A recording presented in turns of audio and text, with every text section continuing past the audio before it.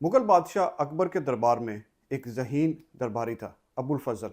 बादशाह अकबर के 9 रत्नों में से एक, जो मुअर्रिख, मुशीर और सबसे बढ़कर एक ऐसा दरबारी सहाफ़ी जो सिर्फ बादशाह की मर्ज़ी की खबरें लिखता था। उनकी तहरीरें दरबार के नुक्ता नज़र से लिखी जाती थी और अकबर की पॉलिसियों, फ़ैसलों और अज़मत को उजागर करने पर मरकूज़ होती थी। उस लिहाज से वो मुकम्मल तौर पर दरबारी थे, यानी उनका काम शाही मफादात की खिदमत करना था। और अबुल फजल अकबर की हर पॉलिसी को अजीम करार देता था, मुखालफिन को अहमक और दकियानूस करार देता था, अवाम को कायल करता था कि बादशाह का हर फैसला अकल और दीन के मुताबिक है। लेकिन क्या आपको लगता है कि ये सब कुछ सिर्फ तारीख का हिस्सा है, या फिर अबुल फजल आज भी जिंदा है, लेकिन किसी बादशाह के दरबार में नहीं, बल्कि पाकिस्तानी मीडिया में कई छोटे बड़े एंकर्स, तज्जिया निगार, कालम निगार और मीडिया हाउसेस हमेशा से हुक्मरानों के गुण गाते चले आ रहे हैं, चाहे वो जमहूरी हो या आमिर हो। जनरल यूब के दौर में कुछ सहाफ़ी तरक्की और इस्तेहकाम का राग अलापते रहे, जबकि अवाम बुनियादी हकूक़ से महरूम हो रहे थे। जनरल ज़िया के मार्शल लॉ में दरबारी मीडिया ने इस्लामी निज़ाम के नाम पर आमरीत को जायज़ करार दिया। आज भी कई एंकर्स, मीडिया हाउसेस और सहाफ़ी इस्टेब्लिशमेंट और हुकूमतों के हकूक़ में मखसूस बयानिया बनाते हैं। तो चलिए दरबारी साफ़ियों की खसूसियात पर नज़र डालते हैं। तो नज़र आएगा कि बड़े मज़े के पहलू हैं जो आपके सामने आते चले जाएंगे। दरबारी सहाफ़ी हुक्मरानों का दिफा इंतहाई उम्दगी से करेंगे और उसका दिफा करते हुए माजी की हुकूमतों की मिसालें ढूंढ ढूंढ कर लाएंगे और फिर मुआजना करने बैठ जाएंगे कि और दरबारी टच देना भी ख़ास है। फिर ये सहाफ़ी अपोजिशन, मुखालिफ आवाज़ों और बुनियादी हकूक़ की बातें करने वालों को लानत मुलामत करने के साथ उनको माजी की हुकूमतों के ताने देंगे कि उसमें जो होता था वो देखें, और फिर भरपूर कोशिश करेंगे कि अकबर के अबुल फजल की तरह मौजूदा हुक्मरानों को पारसा साबित कर सके। फिर ऐसे दरबारी आपको मईशत की खराबी हो या करप्शन हो, हुकूमती नाअहली हो या हुक्मरानों के दोगलेपन की बात हो, तो उस पर कभी भी तनकीद करते दिखाई नहीं देंगे, और ना ही ऐसे मुआशरती मसाइल को उजागर करते सुनाई देंगे जिनमें हुक्मरानों की करप्शन या नाअहली पर आप में से कोई भी उंगली उठा सके। बल्कि उसके बजाय वो अवाम को साबका हुकूमतों की नाकामियों और नाअहलियों के किस्से बढ़ चढ़ को सुनाएंगे, और अगर कुछ हाथ ना आ रहा हो तो फिर दुश्मन की साजिशों का बताने लग जाएंगे या हुब्बुल वतनी के राग अलापेंगे। फिर आज के दरबारी रतन जो हैं, ये किसी भी रियासती इदारे, ब्यूरोक्रेसी या इस्टेब्लिशमेंट पर तनकीद करने से कोसों दूर खड़े दिखाई देते हैं, और वहाँ पे खड़े ये कहते सुनाई देंगे कि ये वक्त तनकीद का नहीं, हालात बहुत नाजुक और चालाक दुश्मन घात लगाए बैठा है। वैसे इन पर एक कहावत बहुत लागू होती है, जिसका खाते हैं उसी का गाते हैं। ये कहावत दरबारी सहाफ़ियों और दरबारी मौलवियों पर बिल्कुल 100% फिट बैठती है, क्योंकि वो हमेशा उसी ताकतवर के गुण गाते हैं जिसके दस्तरखान से उन्हें रिस्क मिल रहा होता है। क्योंकि दरबारी सहाफ़ी या दरबारी मीडिया हाउसेस को हुक्मरानों के दस्तरखान से बहुत कुछ मिलता है और मिलता आया है।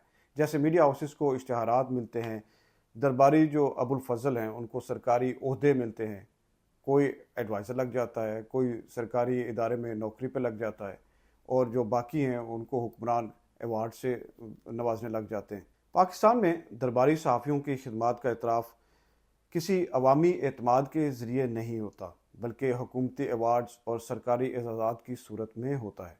ये वही लोग हैं जो हर दौर के हुक्मरानों के महबूब तर्जमान बनकर हक़ाइक़ को मर्ज़ी के मुताबिक तोड़ते मरोड़ते हैं और अवाम को खुशहाली के ख्याली पुलाव खिलाते हैं।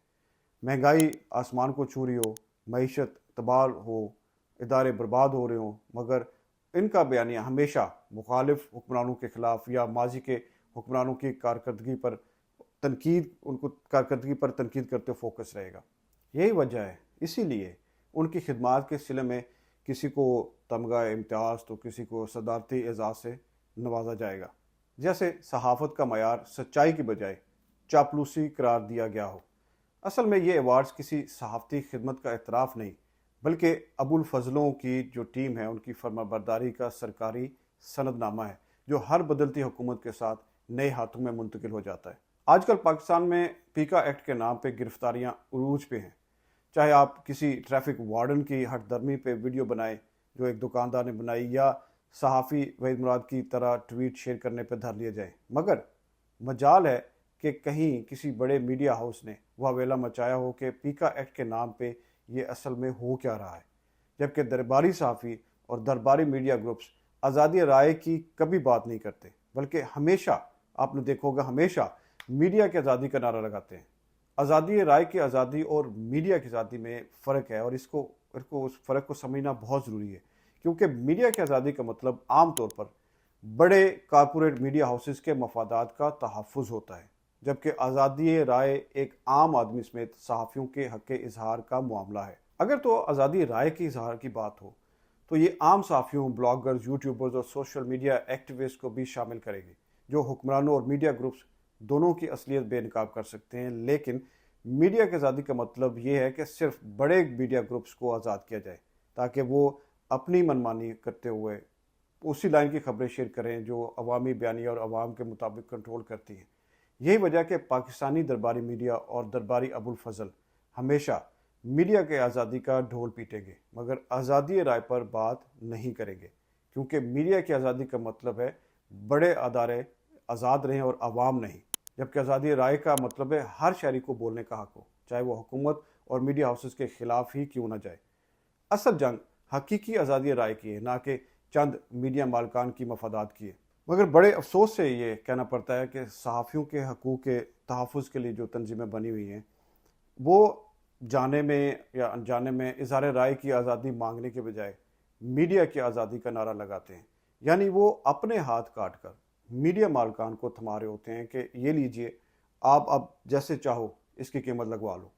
آپ کے خیال میں کون کون درباری صحافیوں کی فہرست میں شامل ہے اس وقت؟ وہ ضرور کامنٹ سیکشن میں شیئر کریں، اور جاتے جاتے آپ سے ریکویسٹ ہے کہ میرے چینل کو سبسکرائب کرنا مت بھولیے گا اور بیل کا بٹن بھی دبا لیں۔ بہت شکریہ۔